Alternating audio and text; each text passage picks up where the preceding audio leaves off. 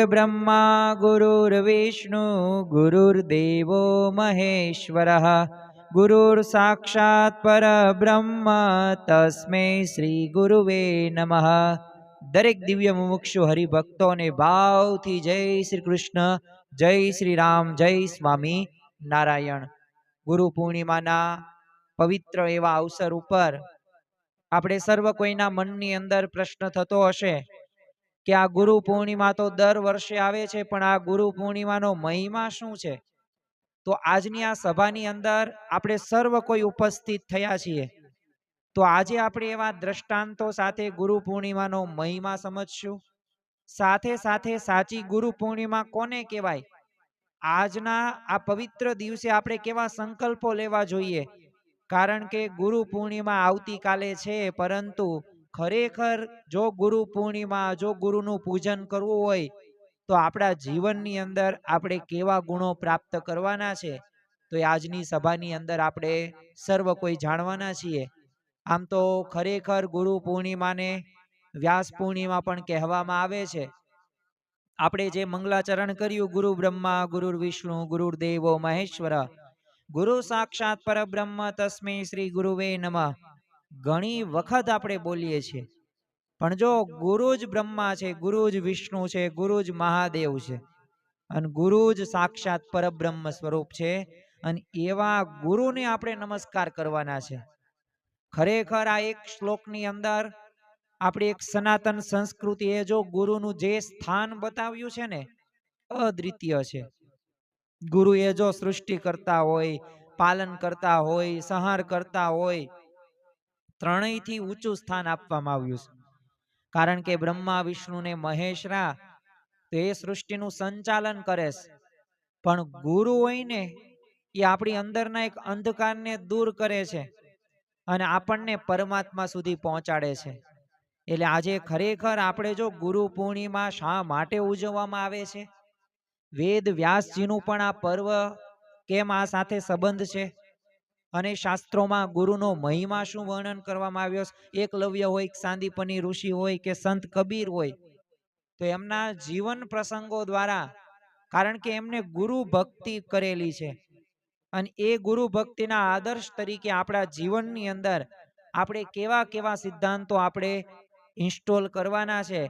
जो ज्ञान गमे एटलुं पुस्तकोमां होय, पण ज्यां सुधी कोई गुरु एने आपणा हृदय सुधी न पहोंचाडे ने त्यां सुधी ए ज्ञान केवुं छे, निष्प्राण रहे छे अने गुरु ज ते ज्ञानने एक जीवंत बनावे छे। तो एवो गुरुनो महिमा शास्त्रोमां वर्णन करवामां आव्यो छे अने खरेखर जे मुमुक्षु हरिभक्तो जे गुरु साथे आवी रीते समर्पित भावथी रहे छे अने संबंध राखे छे, तो ए पोते परमात्मा सुधी अवश्य पहोंची जाय छे। अषाढ़ सुद पूर्णिमाना दिवसे गुरु पूर्णिमा तरीके उजववामां आवे छे, पण आ दिवसने व्यास पूर्णिमा पण कहेवाय छे। पण हवे आपणने प्रश्न थाय के केम व्यास पूर्णिमा कहेवाय छे? कारण के जो आजे आ सभानी अंदर आपणे कोई एक प्रश्ननो जवाब नथी मेळववाना, पण दरेक प्रश्नना जवाबो मेळववाना छे अने साथे साथे एक दृष्टांतो साथे, उदाहरणों साथे अने श्लोको साथे आपणे समजवानो प्रयत्न करीशुं। तो व्यास पूर्णिमा केम कहेवाय? कारण के आ पवित्र दिवसे ते महर्षि कृष्णदेवपायन व्यासजीनो जन्म थयो, जेमने आपणे आदि गुरु मानीए छीए। अने आम तो वेद व्यासजीनुं जे कार्य छे ने एनी सामे आपणे जोईए ने तो आम मानव जात माटे एक अमूल्य भेट समान एमने आपणने शास्त्रो आपेला छे। तमे जो एक ज वेद ने एमने ऋग्वेद, यजुर्वेद, सामवेद ने अथर्ववेद आम 4 भागनी अंदर विभाजित कर्या छे। केम विभाजित कर्या छे? कारण के सामान्य व्यक्ति पण एने सरळताथी वांची शके, समजी शके अने बीजाने समजावी शके। तो आ वेद व्यास भगवाने आ प्रथम कार्य कर्युं। बीजुं आपणे कार्य कहीए तो 18 पुराणोनी रचना करी छे। एकादशीनी सभानी जे आपणे पौराणिक कथाओ सांभळीए छे, भविष्य पुराण होय के पछी कोई पण प्रकारना पुराणोनी अंदर जे आपणने कथाओ छे, कथाओना मर्म साथे ए आपणने समजाववामां आव्युं छे। तो 18 पुराणोनी रचना करी अने एमां धर्म होय, नीति होय, भक्ति होय, आवा सिद्धांतो पण એ આપવામાં આવેલા છે. બીજું, મહાભારત જેવા વિશ્વનો સૌથી મોટો બોલો મહાકાવ્યની રચના વેદવ્યાસ ભગવાને કરી છે. 1,00,000 શ્લોક છે એ જે મહાભારતની અંદર વર્ણન કરવામાં આવ્યું છે. મહાભારતમાં તે ભીષ્મ પર્વનો તે એક ભાગ એટલે શ્રીમદ ભગવદ્ ગીતા જે આપણને પ્રાપ્ત થઈ છે. 18 અધ્યાય 700 શ્લોકની અંદર શ્રી કૃષ્ણ ભગવાન અને અર્જુન વચ્ચેનો દિવ્ય સંવાદ, અને સાથે સાથે બ્રહ્મસૂત્રોની પણ રચના કરી છે, અને વેદાંત દર્શનનો પણ એ આ ખરેખર પાયો કહી શકાય. જો એટલે કહેવાય છે વ્યાસાય વિષ્ણુ રૂપાય વ્યાસ રૂપાય વિષ્ણવે નમો વે બ્રહ્મ નિધયે વાસિષ્ઠાય નમો નમઃ. એટલે વ્યાસજી પોતે વિષ્ણુ સ્વરૂપ છે અને વિષ્ણુ વ્યાસ સ્વરૂપ છે, અને જ્ઞાનના ભંડાર એવા વશિષ્ઠ કુળના વ્યાસજીને હું વારંવાર નમસ્કાર કરું છું. તો એટલે આ ગુરુ પૂર્ણિમાને વ્યાસ પૂર્ણિમા પણ કહેવામાં આવે છે. આ દિવસે જો શિષ્યો હોય તો પોતાના ગુરુની પૂજા અર્ચના કરે છે, ગુરુ પ્રત્યે કૃતજ્ઞતા વ્યક્ત કરે છે. એક સંન્યાસી પરંપરામાં પણ જો ચાતુર્માસનો પ્રારંભ આ જ દિવસથી થાય છે. અને જ્યારે સાધુ સંતો એક સ્થાને સ્થિર રહીને અધ્યયન અને સાધનામાં પણ પોતે લીન થાય છે, અને ખરેખર જે વ્યક્તિ પોતાનું સમગ્ર જીવન બીજાના કલ્યાણ માટે જ્ઞાનનું દાન કરવામાં વિતાવે ને એ જ સાચા અર્થમાં ગુરુ કહેવાય.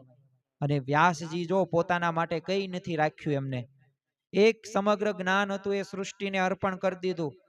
શ્રીમદ ભાગવતની જેમને રચના કરી એ ભગવાન વેદ વ્યાસ, કે જેમાં 12 સ્કંદની અંદર શ્રી કૃષ્ણ ભગવાનના ચરિત્રો છે, અને પ્રગટ ભગવાનના ચરિત્રોથી અંતરમાં એમને શાંતિનો અનુભવ પણ થયો. અને આપણા શાસ્ત્રોમાંય તે ગુરુને કેવળ કાંઈ શિક્ષક નહીં પણ જીવનનું સૌથી મોટું તીર્થ માનવામાં આવે છે. શા માટે તીર્થ? કારણ કે જ્ઞાન રૂપી અંજનથી, એ સળીથી, અજ્ઞાનના અંધકારથી અંધ બનેલી આપણી જે આંખો રહીને એને ખોલે છે ગુરુ. અને એવા ગુરુને આપણે નમસ્કાર કરવાના છે. અને ખરેખર જો જેમ કોઈ વૈદ્ય હોય ને એ આંખના અંજન નાખી એ દ્રષ્ટિ પાછી લાવે, એમ ગુરુ રહ્યા ને એ આપણા અજ્ઞાન રૂપી જે અંધ તત્વો હોય ને એને દૂર કરે છે અને જ્ઞાનની આંખો ખોલે છે. જો દરેકના જીવનની અંદર પ્રશ્નો આવે છે, વિપરીત પરિસ્થિતિઓ આવે છે, પણ એ પરિસ્થિતિ કેના લીધે છે? તો એ અજ્ઞાનના લીધે છે. ઉધો રે સંત સુખી સંસાર में, राजा भी दुखिया रंक भी दुखिया धनपति दुखित विकार में, विना विवेक भेख सब दुखिया झूठो तन अहंकार में. ઈ સમજણ એ સાચા સંતમાં હોય છે. એ સંત એટલે શું? એ ત્યાગી હોય કે ગૃહસ્થ હોય. તો એમ આપણને આ શાસ્ત્રોનું પઠન કરવાથી, સાંભળવાથી આપણા જીવનના બધાય પ્રશ્નોનું સમાધાન થાય છે. શ્રીમદ ભગવદ્ ગીતાની તમે વાંચો ને તો એની અંદર પણ શ્રી કૃષ્ણ ભગવાન અધ્યાય 8 ની અંદર 38મા શ્લોકની અંદર એ વાત કરે છે કે ખરેખર તધિદિત પ્રણિપાતેન પરિષ્ટેન સેવચ્યા ઉપદેશંતિન તે જ્ઞાનમ જ્ઞાનિતસ્વદર્શિન. એટલે કે એ જ્ઞાનને તું નમ્રતાપૂર્વક પ્રશ્ન પૂછીને અને સેવા દ્વારા સમજ, અને તત્વદર્શી જ્ઞાની જનો તને એ જ્ઞાનનો ઉપદેશ આપશે. અને એ ગુરુ સાચો જ્ઞાનનો ઉપદેશ આપે છે. પણ જો 3 બાબતો મહત્વની છે. ગુરુ પૂર્ણિમાનો પવિત્ર તહેવાર તો આવતીકાલે છે, પણ 3 આપણામાં જીવનમાં હોવું જોઈએ, તો જ સાચું જ્ઞાન પ્રાપ્ત થાય. પ્રથમ તો શું? પ્રણિપાત. પ્રણિપાત એટલે શું? નમ્રતા. નમે તે સૌને ગમે. શિષ્ય હોય તો એક ગુરુને એ નમ્રતાપૂર્વક પ્રશ્ન પૂછવા જોઈએ. પછી પરિપ્રશ્ન. પરિપ્રશ્ન એટલે શું? જિજ્ઞાસાપૂર્વક પ્રશ્નો. અને જિજ્ઞાસા વૃત્તિ આપણામાં હોવી જ જોઈએ.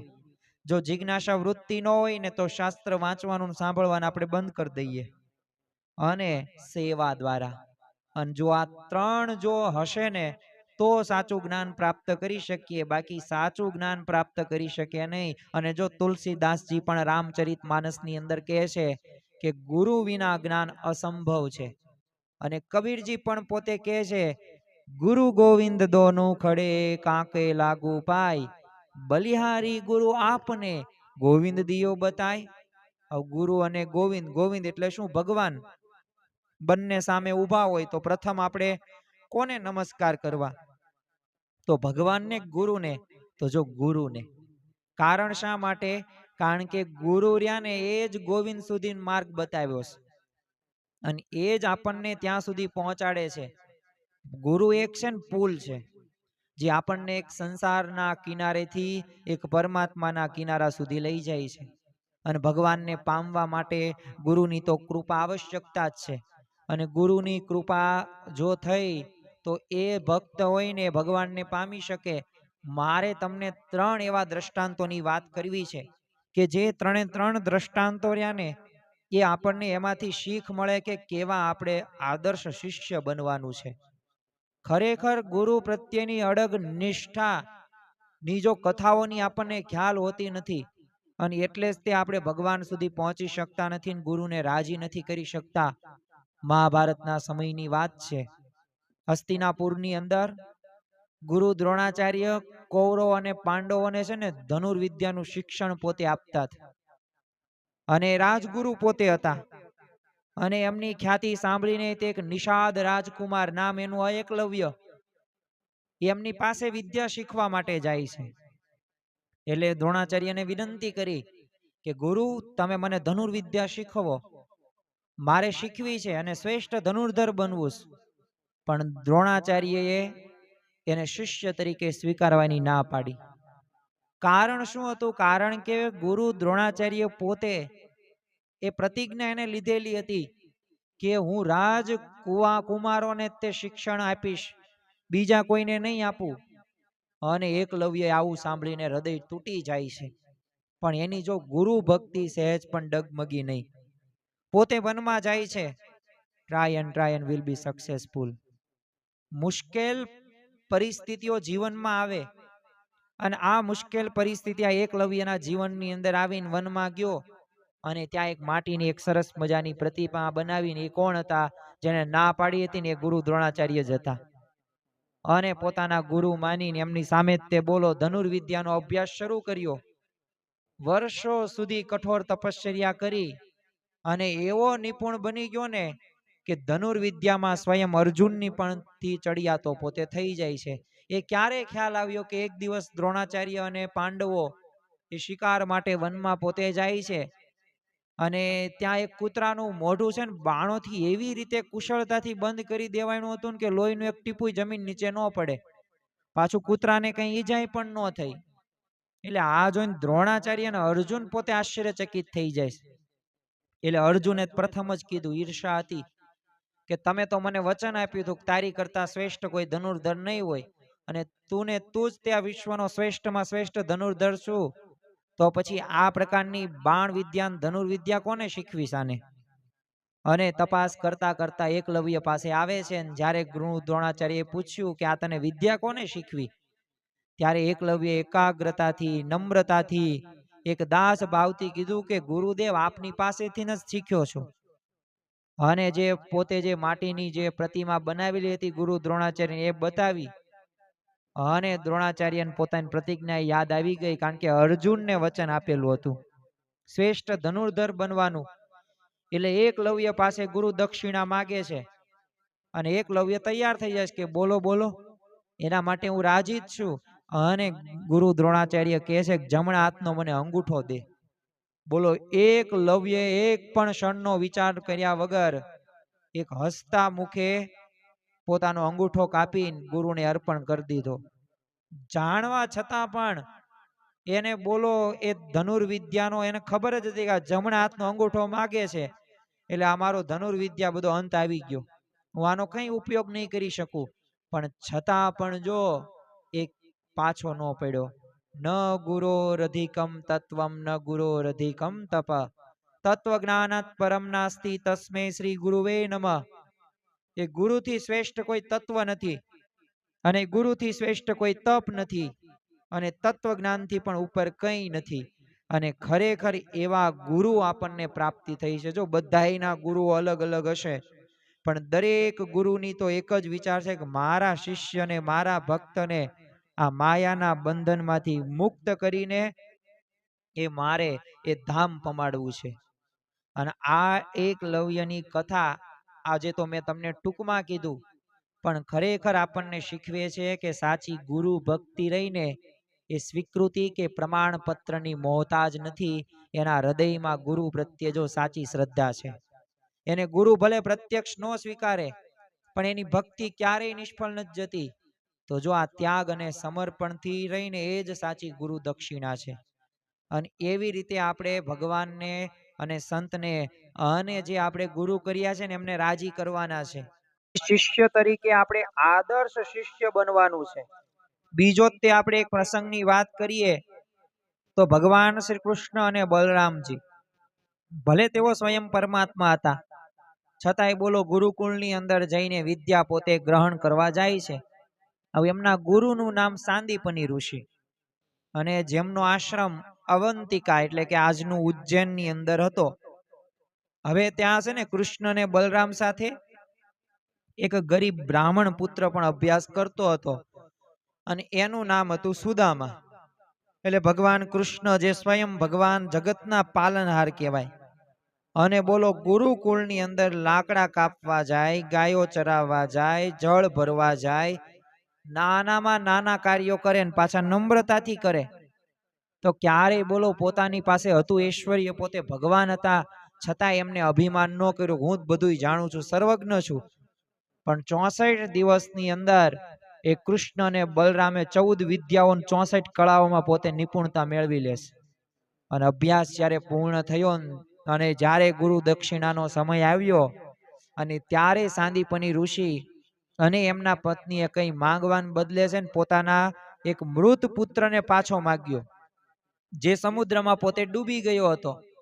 અને ભગવાન કૃષ્ણ અને બલરામ પોતે સમુદ્ર દેવ પાસે જાય છે, અને શંખાસુર નામના રાક્ષસ પાસેથી તે પોતાના ગુરુ પુત્રને પાછો લાવે છે, યમલોકમાંથી પણ. અને આ રીતે બલરામ અને શ્રી કૃષ્ણ ભગવાને એ ગુરુ દક્ષિણા ચૂકવી હતી. અને વર્ષો પછી જ્યારે સુદામા દ્વારકા ગયા ત્યારે ભગવાન કૃષ્ણએ પોતાના બાળપણના પણ જો ગુરુભાઈને જે રીતે સ્વાગત કર્યું, સિંહાસન પરથી ઊભા થયા, ખુલ્લા પગે દોડીને ભેટે છે, પગ ધોવે છે. તો જો આ આપણને દર્શાવે છે કે ગુરુકુળનો સંબંધ કેટલો પવિત્ર અને શાશ્વત હોય છે. અને ખરેખર જો આપણા જીવનની અંદર પણ ગુરુની સેવા પ્રસન્નતાથી જ થાય છે ને વિદ્યાનું ખરું ફળ પ્રાપ્ત થાય છે. ભલે વિદ્યાર્થી ગમે તેટલો સામર્થ્યવાન કેમ ન હોય, પણ ગુરુને આપણે અર્પણ કરવા માટે તન મન ધનથી આપણે અર્પણ કરવાનું છે. તો જ ગુરુ અને ભગવાન રાજી થશે. જો ગુરુ રાજી થશે તો ભગવાન રાજી થશે. અને ભગવાન કૃષ્ણ જે સ્વયં જગત ગુરુ છે, પણ જો ગુરુકુળમાં સેવા અને નમ્રતાનું દ્રષ્ટાંત આપણને પૂરું પાડ્યું. જો પરમાત્મા પોતે જો ગુરુ શિષ્ય પરંપરાનું પાલન કરે તો આપણે તો સામાન્ય મનુષ્ય છીએ, આપણે ક્યાં ભગવાન છીએ. તો આપણા માટે તો ગુરુ પ્રત્યે એ નમ્રતા અને સેવા તો હોવી જ જોઈએ, અને એ હશે તો જ ગુરુ રાજી થઈ શકે છે. અને ત્રીજી જે મારે તમને વાત કરવી છે કે ગુરુ કૃપા મેળવવા માટે તમારામાં તડપ હોવી પડે, ખપ હોવો પડે, મુમુક્ષુતા હોવી પડે. કોઈ વિદ્યાર્થી હોય ને જેને પહેલો નંબર આવતો, એ તમે જોયો રાત દિવસ કેટલી બધી મહેનત કરશે, કારણ કે એને એક તડપ છે. તો એ તડપ હોવી જરૂરી છે, અને તો જ ગુરુ કૃપા મળે. બાકી ગુરુ કૃપા એમનામ કોઈને મળી ન જાય. તમે જો સંત કબીરજીની તે હું તમને વાત કરું, ખૂબ પ્રેરક કથા છે. કબીર એક પોતે વણકર પરિવારમાં ઉછર્યા, અને એમના સમયમાં જાતિ ભેદના કારણે એમને કોઈ મોટા ગુરુ શિષ્ય તરીકે સ્વીકારે એમ ન હતું. પણ કબીરના હૃદયની અંદર એ જે કાશીના મહાન સંત હતા, નામ એમનું રામાનંદજી, એમને ગુરુ બનાવવાની તીવ્ર ઝંખના હતી. એટલે કબીર છે ને યુક્તિ કરે છે. તેઓ જાણતા હતા કે રામાનંદજી બ્રહ્મ મુહૂર્તમાં ગંગા સ્નાન કરવા જાય છે. એટલે કબીર તો વહેલી સવારે અંધારામાં ગંગાના પગથિયા ઉપર જઈને સૂઈ ગયા, અને અંધારામાં આ રામાનંદજીનો પગ કબીરના શરીરને સ્પર્શી ગયો. એટલે એમના મુખેથી તો સહજ રીતે નીકળ્યું રામ રામ રામ રામ રામ રામ. કબીર તરત ઊભા થઈ ગયા, અને બોલો રામ મંત્રને જ પોતાની ગુરુ દીક્ષા હતી એ માન લીધી, અને રામાનંદજીના તો ચરણોમાં પડી ગયા અને કીધું કે ગુરુદેવ, આપે મને દીક્ષા આપી, હું આપનો શિષ્ય બની ગયો. હવે રામાનંદજી પ્રથમ તો આશ્ચર્યચકિત થઈ ગયા, પણ કબીરની આ જે અસાધારણ શ્રદ્ધા હતી ને, અને જે બુદ્ધિમતા હતી ને એના જોઈને હૃદયપૂર્વક કબીરજીને પોતાના શિષ્ય તરીકે સ્વીકાર કરી લીધો.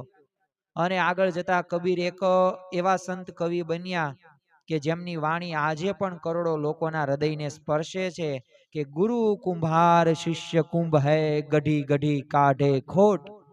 ગુરુ કુંભાર શિષ્ય કુંભ હૈ ગઢી ગઢી કાઢે ખોટ. અંતર હાથ સહાર દે બાહર બાહે ચોટ. કબીરજી પોતે કહે છે કે ગુરુ કુંભાર સમાન છે અને શિષ્ય છે ને માટીના ઘડા સમાન છે. ગુરુ છે ને ઘડાને ઘડતી વખતે બહારથી ભલે ટકોર એટલે શું આમ ચોટ મારે, પણ અંદરથી તો પોતાનો હાથ છે ને ટેકો જ આપે છે. એને તૂટવા નથી દેતો, એને આકાર આપે છે. જો ગુરુ આદ સાચું કાર્ય કરે છે. ગુરુ કૃપા જો મળી જાય ને તો જન્મ જાતિ કે આ જે સામાજિક સ્થિતિ હોય ને એ હૃદયની તડપ ને શ્રદ્ધા હોય ને એ અગત્યની બાબત છે. અને જ્યાં સાચી લગન હોય ને ત્યાં ગુરુ સામેથી કૃપા વરસાવે છે. અને ગુરુ ક્યારેક કઠોર લાગે પણ જો દરેક શબ્દ છે ને આપણને ઘડવા માટે હોય છે. અને જીવનમાં ઘડતર થવું ખૂબ જરૂરી છે. જેનું જેનું પણ ઘડતર થયું છે એ પોતે ભગવાનને પામી શક્યા છે. નરસિંહ મહેતાનું ઘડતર થયું, મીરાબાઈનું ઘડતર થયું, જલારામ બાપાનું ઘડતર થયું, બાપા સીતારામ. તમે જો કે આ બધાય સંતો ભક્તો રહ્યા કે એ જે એમના ભક્તો રહ્યા ને એમના ઘડતર એમને કરેલા છે અને ત્યારે જ ભગવાનને પોતે પામી શક્યા છે. તો ખરેખર આપણામાં શું હોવું જોઈએ આજના આ પવિત્ર દિવસે? જો આમ તો આવતીકાલે ગુરુ પૂર્ણિમાનો પવિત્ર દિવસ છે, પરંતુ ખરેખર એકલવ્યની જેમ ગુરુ પ્રત્યક્ષ સ્વીકારે કે ન સ્વીકારે પણ જો હૃદયની શ્રદ્ધા અડગ રહેવી જોઈએ. શ્રદ્ધા રાખવાની છે, ફેઇથ એન્ડ લોજિક. તર્ક અને શ્રદ્ધા છે પણ આપણે શ્રદ્ધાને પસંદ કરવાની છે. અને જો વિશ્વાસ હશે ને તો અવશ્ય ભગવાન રાજી થશે. બીજું તમે જો નમ્રતા અને સેવા આપણામાં હોવી જોઈએ, કારણ કે સ્વયં ભગવાન કૃષ્ણએ ગુરુકુળમાં સેવા કરીશ. તો આપણે અભિમાન કેમ રાખીએ છીએ? અભિમાન મૂકી દો. મેં આ કર્યું, મારાથી જ થયું, મેં જ કર્યું, હું ન હોય તો ન થાય. આવા અભિમાનના શબ્દોનો ત્યાગ કરીએ અને તડપ રાખીએ થોડુંક. કબીરજી જેમ તમે જો ગુરુ જ્ઞાન મેળવવા માટે કેવી એમની અદમ્ય ઈચ્છા હતી. અને બીજું આપણે કૃતજ્ઞતા રાખીએ, કારણ કે ગુરુએ આપેલા જ્ઞાનનું આપણે મૂલ્ય સમજવાનું, એમનો ઋણ સ્વીકારવાનું અને એક ખાસ આજ્ઞા પાલન. કારણ કે ગુરુ જે માર્ગદર્શન આપે છે, જે આજ્ઞા કરે છે ને એમાં શ્રદ્ધા રાખવાની. એમના કહ્યા મુજબ આપણે કાર્ય કરવાનું અને તો જ ખરેખર આપણે ભગવાનને પામી શકીશું. તો આજના યુગની અંદર ગુરુનો અર્થ કેવળ કોઈ સાધુ સંત જ નથી. આપણા માતા પિતા, શિક્ષકો અને જીવનમાં જેમની પાસે આપણને સાચી દિશા મળી હોય ને એ સૌ ગુરુ સ્વરૂપ છે. અને ભાગવતમાં તો ભગવાન જો દત્તાત્રેય હતા એમને 24 ગુરુ કરેલા. પૃથ્વી હોય, જળ હોય, અગ્નિ હોય, વાયુ હોય, આકાશ હોય, સૂર્ય હોય, ચંદ્ર હોય, અરે પુત્રી હોય, અરે વ્યભિચારણી બાય હોય ને એમની પાસે બોલો બોધ ગ્રહણ કર્યો, એમનો અવગુણ નથી રાખ્યો ગાયો. તો આપણે અભવગુણ શા માટે રાખીએ છીએ? તો ગુરુ કોઈ પણ સ્વરૂપે આવી શકે, વ્યક્તિ હોય, પ્રસંગ હોય, કંઈક અનુભવ. પણ જે જિજ્ઞાસુ છે ને એને દરેક ક્ષણમાંથી કંઈક શીખવા મળે છે. મહત્વનું એ છે કે આપણું મન શીખવા માટે ખુલ્લું હોવું જોઈએ. બાકી જો મન જ તે ખુલ્લું ન હોય તો પછી આપણે કંઈ શીખી શકીએ નહીં. તો ખરેખર આ ગુરુ પૂર્ણિમાના પર્વ છે જે આપણે આ 2-3 દિવસ આપણે ઉજવીએ છીએ. તો ખાસ જેમ આપણે ગુરુ પ્રત્યે આપણે જે આદર ભાવ રાખીએ છીએ, તો આપણા જીવનની અંદર 5 સંકલ્પો આપણે લેવાના છે.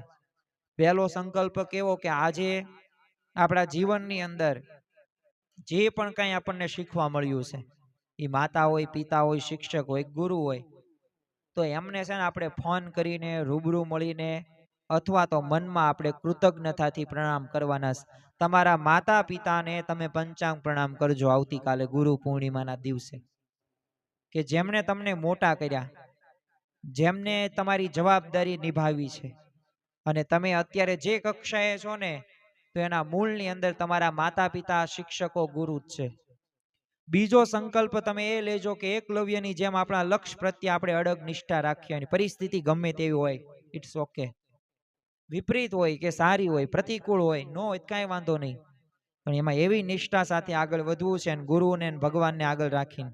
ત્રીજો સંકલ્પ એ લેવાનો છે કે કૃષ્ણ ભગવાનની જેમ ગમે એટલા મોટા થઈ જઈએ પણ આપણામાં નમ્રતા, સેવાભાવ, દાસભાવ હોવો જ જોઈએ, ક્યારેય છોડવાનું નથી.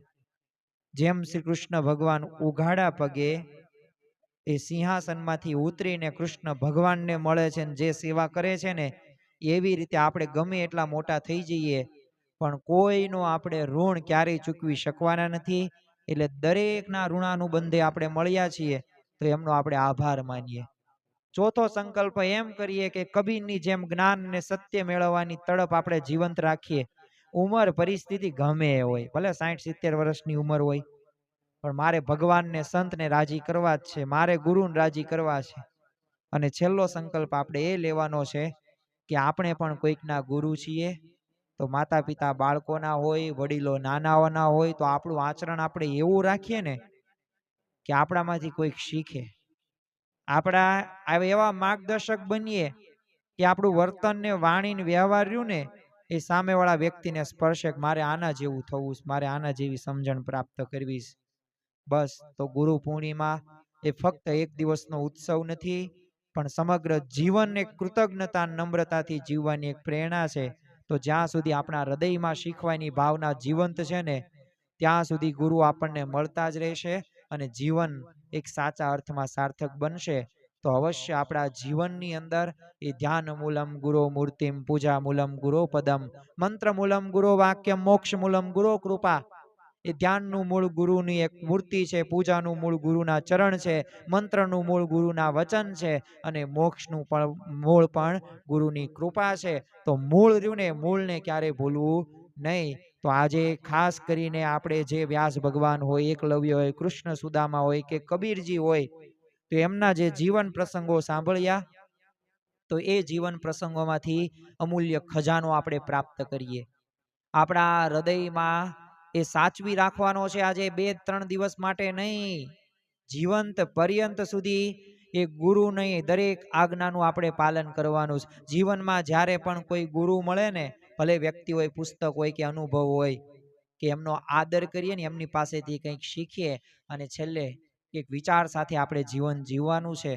ઓમ સર્વે ભવતુ સુખીનઃ, સર્વે સંતુ નિરામયા, સર્વે ભદ્રાણી પશ્યતુ, મા કશ્ચિદ દુઃખ ભાગ્યવેદ.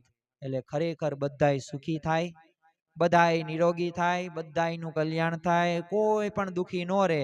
તો જો આ રીતે જીવન ભાવના સાથે આપણે જીવન જીવશું ને, તો અવશ્ય આપણા ગુરુ કે આપણા ભગવાન અવશ્ય રાજી થશે, થશે ને થશે. તો આજના દિવસે આપણે મહારાજ સ્વામીના ચરણોમાં પ્રાર્થના કરીએ કે અમે આ ગુરુ પૂર્ણિમાનો મહિમા, વ્યાસ પૂર્ણિમા કેમ કહેવાય છે, અમે કબીરજીનું દ્રષ્ટાંત હોય કે શ્રી કૃષ્ણ ભગવાનનું દ્રષ્ટાંત હોય કે એકલવ્યનું દ્રષ્ટાંત હોય, આ દ્રષ્ટાંતો સાથે અમે અમારા જીવનની અંદર ચરિતાર્થ કરીએ અને ખરેખર બધાયમાંથી કંઈક શીખીએ. અને સારું તો બધાયમાં હોય જ છે, બસ તમારી દ્રષ્ટિ એવી સૃષ્ટિ, તમે સારું જોતા શીખી જાઓ એટલે બધે જગ્યાએ તમને પ્રેરણા પ્રાપ્ત થશે. તો આજના દિવસે મહારાજ સ્વામીના ચરણોમાં એ જ પ્રાર્થના કરીએ કે આ ગુરુ પૂર્ણિમાના પાવન પર્વો ઉપર અમારા જીવનમાં આવા ગુણો આવે અને આવા શિષ્ય બનીને અમે ગુરુને ભગવાનને રાજી કરી શકીએ, એવી બળ, બુદ્ધિ અને શક્તિ આપજો. શ્રી સ્વામિનારાયણ ભગવાનની જય.